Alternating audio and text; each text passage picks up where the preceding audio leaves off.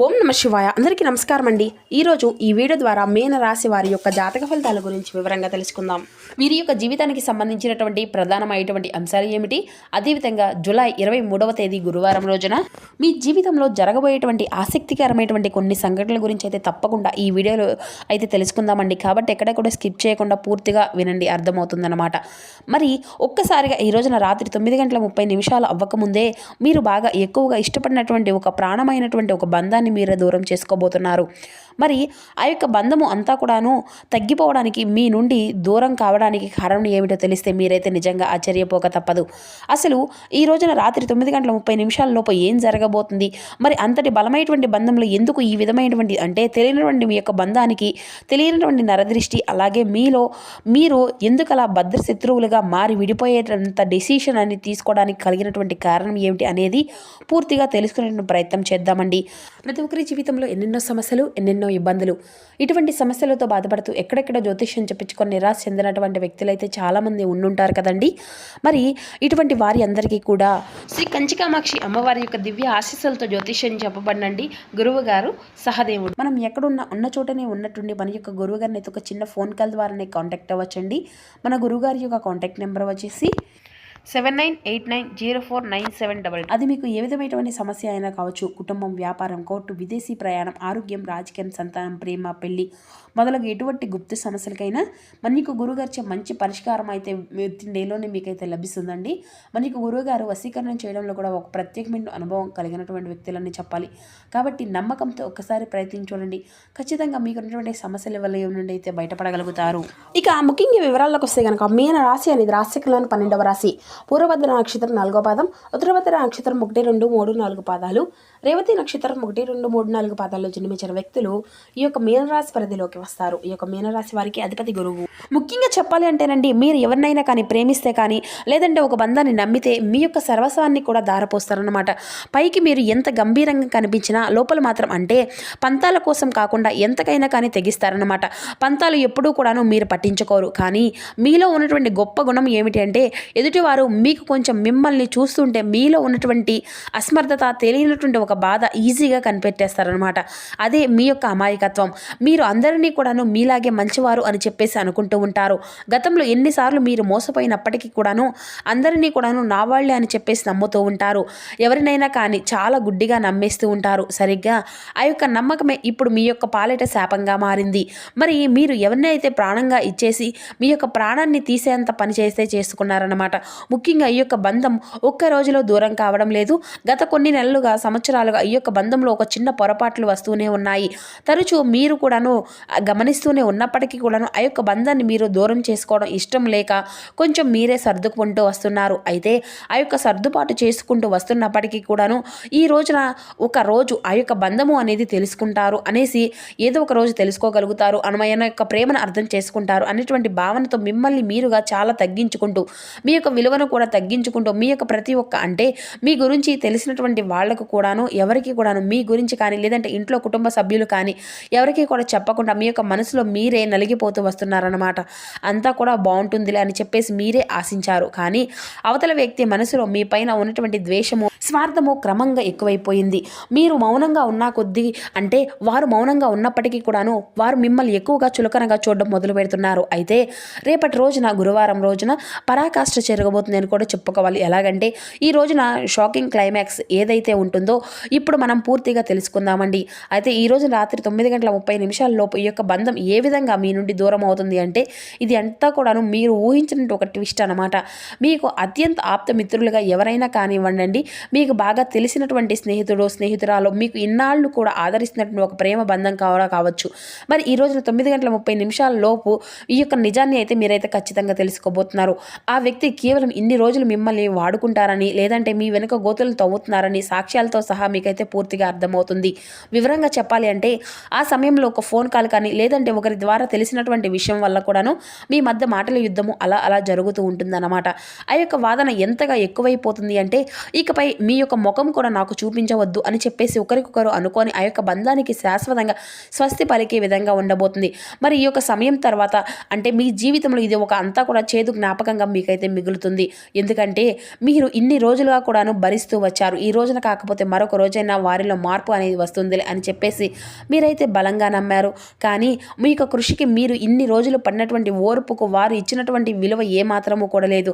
ప్రతి ఒక్క విషయంలోనూ కూడాను వారు ఏదో ఒక విధంగా మిమ్మల్ని అయితే కిందకి లాగాలని చెప్పేసి చూశారే కానీ మీరు మాత్రం తట్టుకోలేకపోయారు. దీనికి కారణం ఆ యొక్క వ్యక్తి చేసినటువంటి నమ్మక ద్రోహం. అయితే దీని అంతటికీ కూడాను కారణం అది అంతా కూడా కేవలం డబ్బు కానీ, ఈర్ష్య కానీ, లేదంటే వారికంటే మీరు బాగా సెటిల్ అవుతున్నారనో మీకు తెలిసినటువంటి మంచి పేరును చూసి తట్టుకోలేకపోవడం, మీరు ఎవరినైతే కష్టకాలంలో అండగా నిలబడ్డారో వారే మిమ్మల్ని గుండెల మీద తన్నడం, ఇది అంతా కూడాను మీ యొక్క మనసుకు తీవ్రమైనటువంటి లోటులు మిగిల్చింది. అయితే ఆ వ్యక్తి యొక్క మీ యొక్క పతనాన్ని కోరుకుంటూ కొంతమంది శత్రువులతో సైతం చేతులు కలిపి మీకు మీ యొక్క మనసుతో ఆడుకుంటూ ఉంటున్నారనమాట. అయితే గుర్తుపెట్టుకోండి, మీరు బాధపడవలసిన అవసరం ఏది కూడా లేదు. ఎందుకంటే మీరు అన్నీ కూడాను ఫేస్ చేస్తూ ఉన్నప్పటికీ కూడాను గొప్ప వీరులు. అంటే చిన్నప్పటి నుండి కూడాను ఎన్నో రకాల బరువు బాధ్యతలను మోసారు. కష్టం విలువ తెలుసు. అలాగే ఏ సమయంలో ఎలా అంటే సమయాసనాపాలనతో ఏ విధంగా ఉండాలి, ఏ కష్టాన్ని ఎలా మనం ఎదుర్కోవాలి, ఎలా ఫేస్ చేయాలి, ఏ సమస్య వస్తే మనం ఎలా నిలబడాలి అనేది అంతా కూడా మీకు బాగా తెలుసు. కాబట్టి ప్రతి దానికి కూడాను మీరైతే కృంగిపోవడం, బాధపడడం, నిరాశపడడం ఇటువంటివి అన్నీ కూడా గడిచిపోయినటువంటి కొన్ని సంవత్సరాలుగా జరుగుతూ ఉన్నాయి.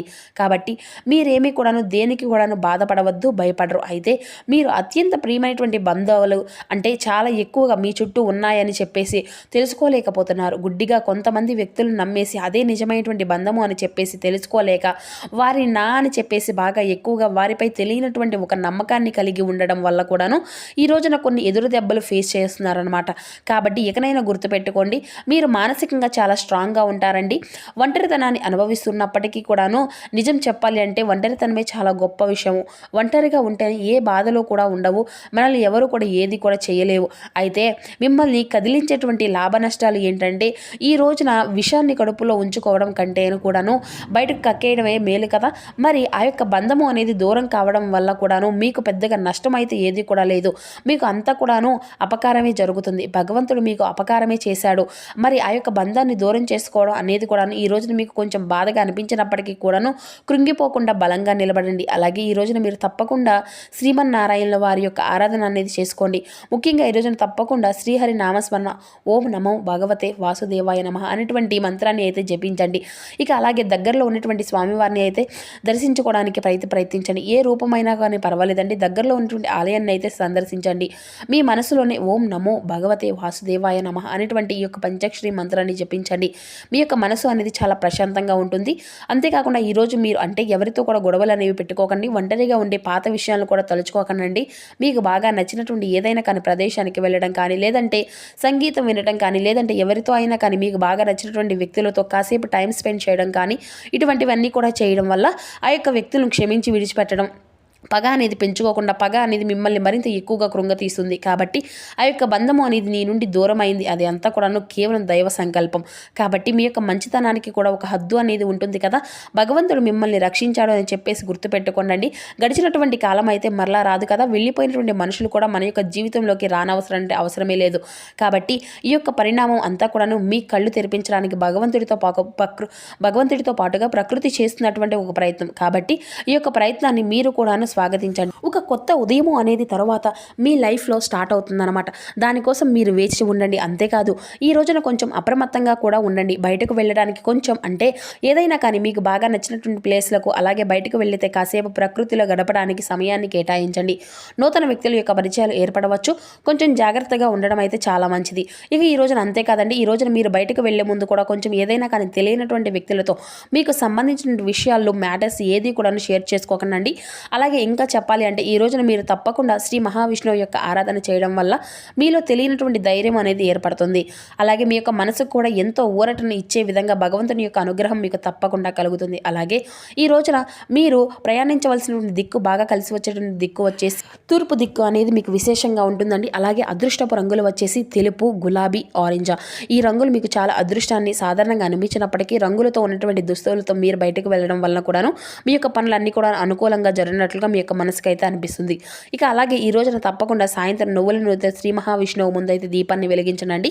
అలాగే పచ్చపెసలు కానీ ఆకుకూరలు కానీ దానంగా ఎవరికైనా కానీ ఇవ్వండి. ఇక పక్షులకైతే గింజలు వేయండి. ఈరోజు ఎంతో శుభం కలుగుతుంది.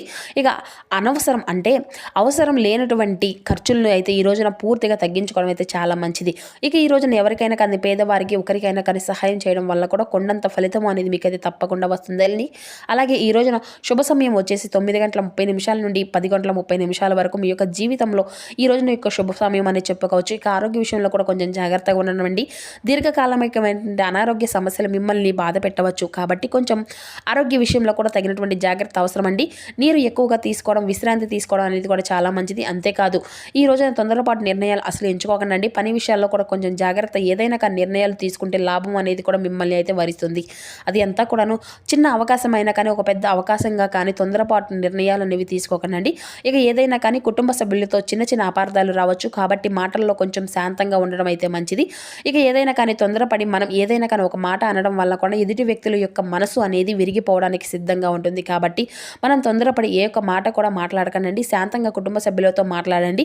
చిన్న చిన్న అపార్థాలు అందరికీ వస్తూనే ఉంటాయి. కానీ మనం అనేటువంటి మాట మాత్రం లైఫ్ లాంగ్ గుర్తుండిపోతుంది అనమాట. కాబట్టి ఏదైనా కానీ ఆలోచించి మాట్లాడడం, మన యొక్క బంధాలను మనం నిలబెట్టుకోవడం చాలా మంచిది. అవసరం లేనటువంటి బంధాలను మనల్ని మోసం చేస్తున్నటువంటి బంధాలను భగవంతుడు దూరం చేసుకున్నందుకు, భగవంతుడు దూరమే చేస్తున్నందుకు భగవంతునికి అయితే కృతజ్ఞతలు చెప్పుకోనండి.